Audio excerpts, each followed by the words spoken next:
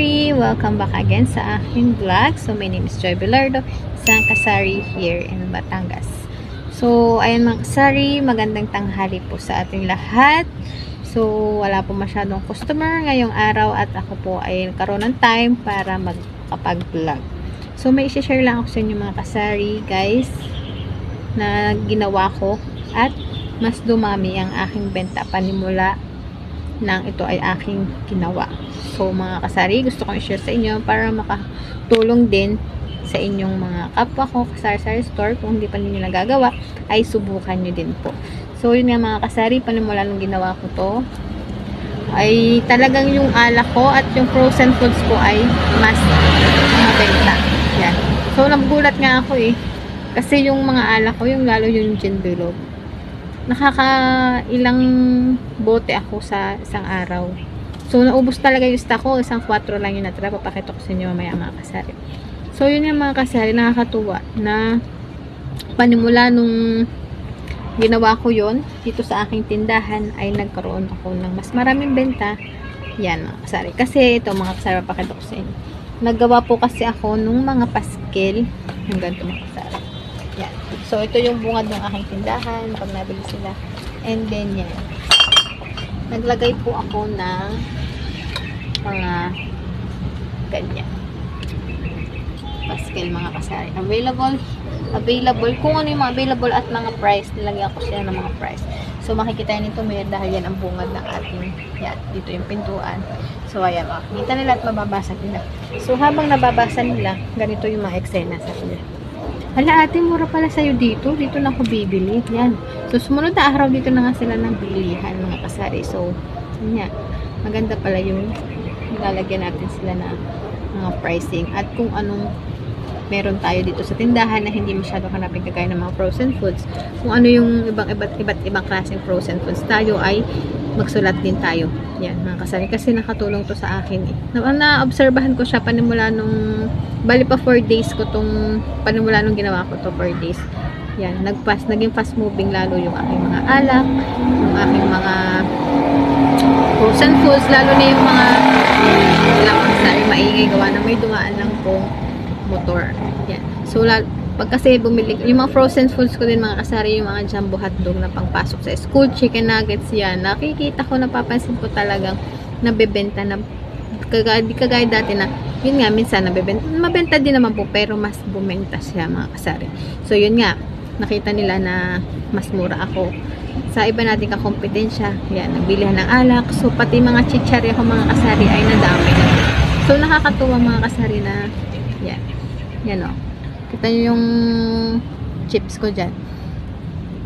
Kakaunti na puro. May mga bawas-bawas na. Tsaka yung mga chips ko dito sa unahan. Halos nabawasan kasi minsan may mga pulutan. Yan. Yan yung mga chips ko maliliit. Lalo mga happy. Yan. Nakakatuwa mga kasari kasi. Ayun nga. Dahil sa ating discarding paglalagay ng ganyan. Dati naman po kasi may ganyan ako. Kaso nawala at nabasa ng ulan. Hindi ko kasi siya nalagyan ng plastic cover. So ngayon, dito ko na lang siya nilagay sa loob para pansing-pansin siya. At hindi siya nababasa ng ulan para hindi na rin masira. Nilagyan ko na rin siya ng plastic cover. So ayun mga kasari, nakakatuwa. Kasi ayun nga, nadagdagan ng ating benta. Yun, nadadagdagan ng ating benta. At kahapon, Lunes lang ha. Dati kasi pag mga Monday, Tuesday, iilan ang nabili. Pero kahapon, mga kasari, nung Monday di ba Monday hindi naman ganun, wala masyado nagiinom, pero kahapon nung gabi ay parang naka-6 na bote ako ng bilog, then 3, 4, and then yung Red Horse ko mga kasari, ang daming bumili. At saka yung mga maliliit, halos lahat talaga naging fast moving dito sa tindahan ko.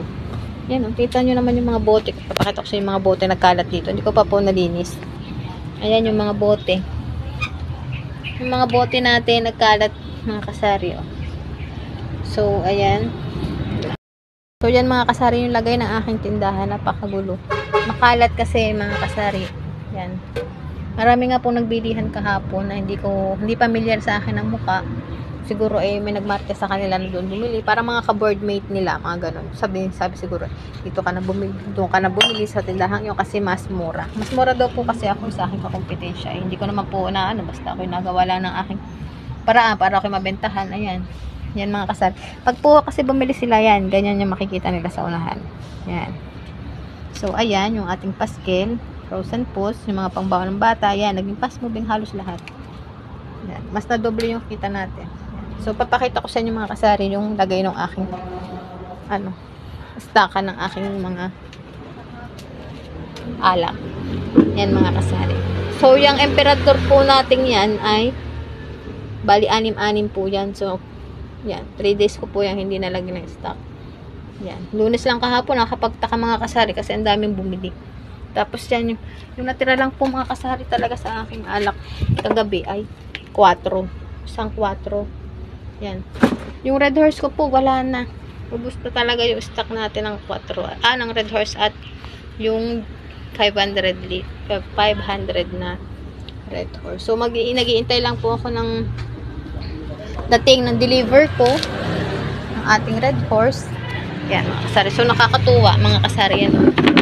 Yan, iisa ng peraso yung ating naman. So wait lang mga kasari at may nabili.